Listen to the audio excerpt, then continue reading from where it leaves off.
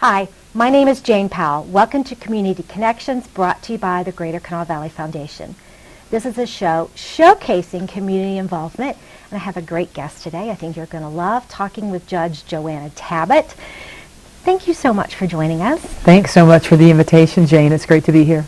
So, Judge Tabit, you are Kanawha County Circuit Court Judge, and we're going to talk today about the Kanawha County Juvenile Drug Rehabilitation Program. Great. I know this is near and dear to your heart, so why don't you just tell me about the program. It's actually the favorite part of my job, my favorite part of my job. The program, basically, it's a cooperative effort, really, of the judicial system, probation services, education systems, law enforcement, and mental health. And we all work collectively to divert nonviolent juvenile offenders that are experiencing substance abuse issues from the juvenile court system, such that we can supervise them, monitor them, help them, and allow them to stay in the communities with their family as opposed to putting them in some type of placement. So you guys just kind of wrap them up in all of your care and your wisdom and move them through to the next phase. We sure do our best. Yeah. So this program has been going on for a few years, is that right? It has been. So you've kind of inherited it now and have been doing it for... a little over 3 years now. Wow. Yeah. Okay. Oh, and it's a great thing. And there have been some different machinations of it as it began in Kanawha County. It's probably been in Kanawha County, I'm going to say, over 10 years, 10, 12 years. And I took over about 3 years ago when the juvenile probation officer at that time, Jackie Elston, invited me to take over juvenile drug court.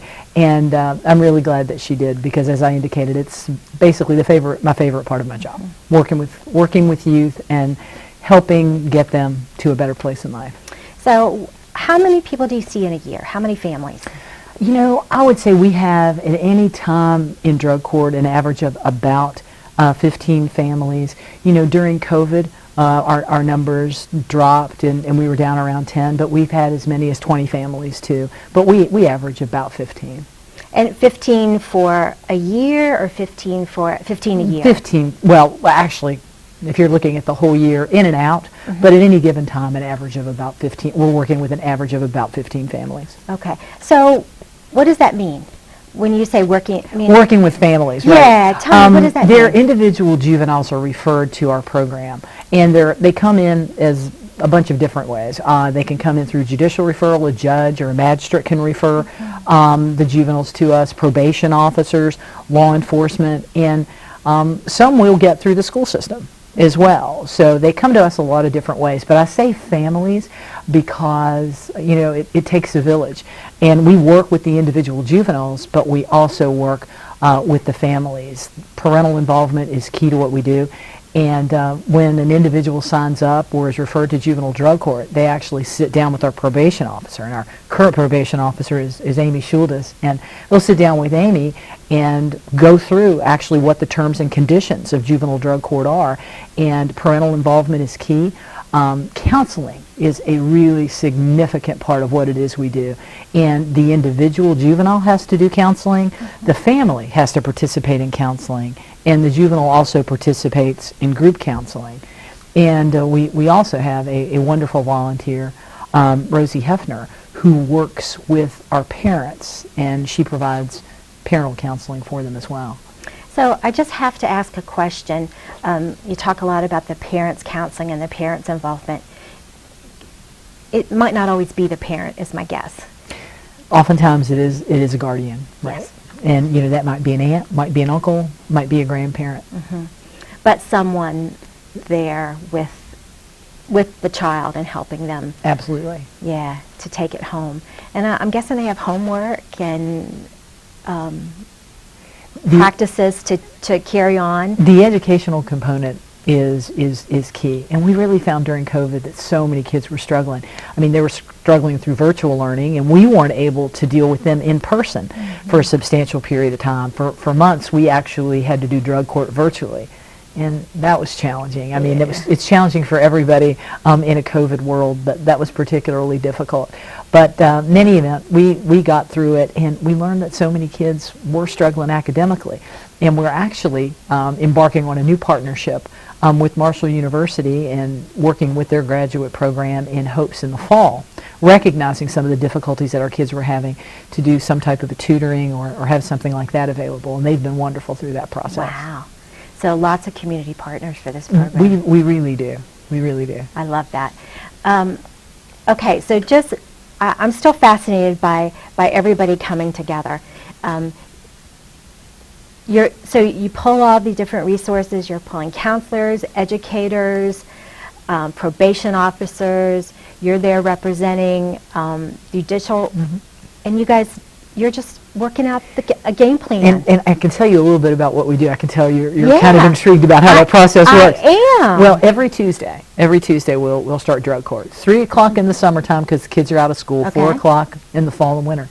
And at 3 o'clock, we have a treatment team meeting. And our treatment team consists of the people that you just identified.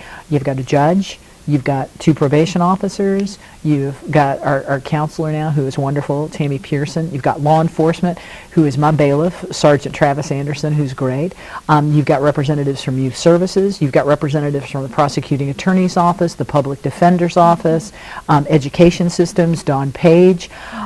We've got a lot of people working together at that treatment team meeting, and our probation officer will lead us with the discussion of how our participants are doing and how they have done throughout that week. Is the juvenile there for this conversation? No, the juveniles are not there. Okay. We are talking kind of confidentially as a treatment team about what they've done, how they're progressing, and what our plan for them is, and what we anticipate addressing with that individual during the drug court process. Okay. So that takes about an hour, and then typically we'll start drug court about an hour later. And that's when, and drug court, it's formal in the sense that it's a court proceeding, and I'm up there, on the bench with the robe, and because that's important. It's important for them to have an appreciation of the level of decorum and to have respect for what it is our team is doing. Absolutely. And but on the other hand, it's a little less formal than regular court too. And really, all of this that you're doing is to benefit the juvenile, to keep them out of trouble as they move forward. Absolutely. We want to get them drug-free, obviously. We want them to improve in their educational pursuits. We're working toward that. And again, as I indicated, that counseling component is really significant, and we want to help them become, healthy mentally, healthy emotionally, and give them the tools that they need to do to succeed, to remain drug-free after they graduate and leave our program. Right, because you don't want the cycle to repeat itself. No, we don't. Yeah. And it's not all courtroom drama. There's some fun built into this program. Oh, there absolutely is, and it's wonderful. We have grant money from the State Supreme Court for outings, and we're working on planning that. I can tell you what we discussed in treatment team yesterday. We were talking about an outing to Powell Park with the families. And when I say the families, it's not a family reunion, but it's a family outing. Right. And we'll take the immediate family out for a picnic at the park, ball game, and things like that. And the folks at Powell Park have been great about working with us and giving us even vouchers for souvenirs and the like. So a nice day at the park's always fun. We were talking about something collaborative, teamwork building, and talking about putting them in doing an escape room or something like that. Yeah. But we do try to have fun with them too. Escape room. I tried that once. I don't know.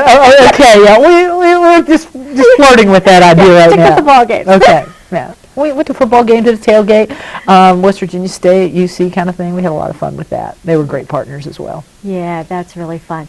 So you work with them for about a year.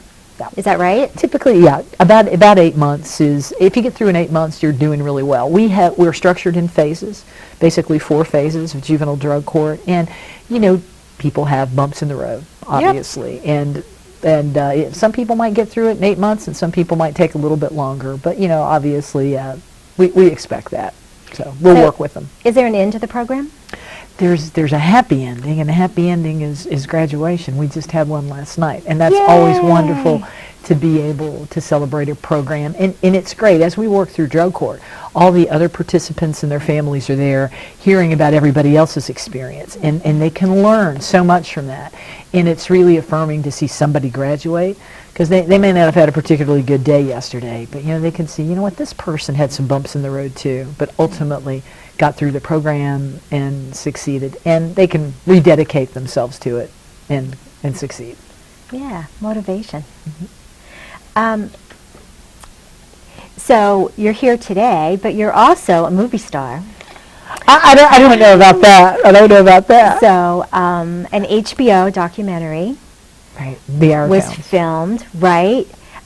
James and Debbie Fallow came to Charleston and filmed our town as part of our town's documentary. And you got to be part of that. Our whole treatment team and our whole drug court was part of that, and that was a lot of fun, and it was new and different, obviously, for us. And Jim and Deb Fallows learned about what it was we were doing through a local lawyer in town, Bob Caulfield, and he contacted me and asked if our drug court would be agreeable to letting them come in and film. We did what we needed to do, obviously, for releases and stuff, and they came in and filmed a sequence with our treatment team. They came and filmed us at drug court, and they actually even followed us to an outing at Power Park, and it was a lot of fun to do, and I really enjoyed seeing what they did, and I knew they would portray what we did positively, but I was overwhelmingly excited about how they made the city look and how they made our community look. I see Larry Gross, I see Charlie Jupiter Hamilton, I see the the music and the art. Dem Two Brothers is on there, and you got entrepreneurship with Ty Bullock and law enforcement, all working together with the justice system and everybody working to make Charleston a better community. And I just loved the fact that they showed our city in such a positive light, and they're coming back. They are. Well, I didn't know that. Town. It's my understanding that the Humanities Council is bringing Jim and Deb Fallows back to town in October. So I'm excited to see them again and to hear what they have to say. So this, it's an HBO documentary. It is. On HBO and HBO Max. Right. It was based on a book that they had written traveling. Right, about these communities about 10 or 15 years ago. And they came back to the various communities that they had visited then to basically follow up, see what was going on by way of community engagement and portraying it in the fashion that they did. I love that they featured Charleston and that they pulled out different parts. Drug court is not exactly what you'd think of, but what a nice example. We were honored to be part of it. We really were. Yeah. So all of this, do you have, and I would never want you to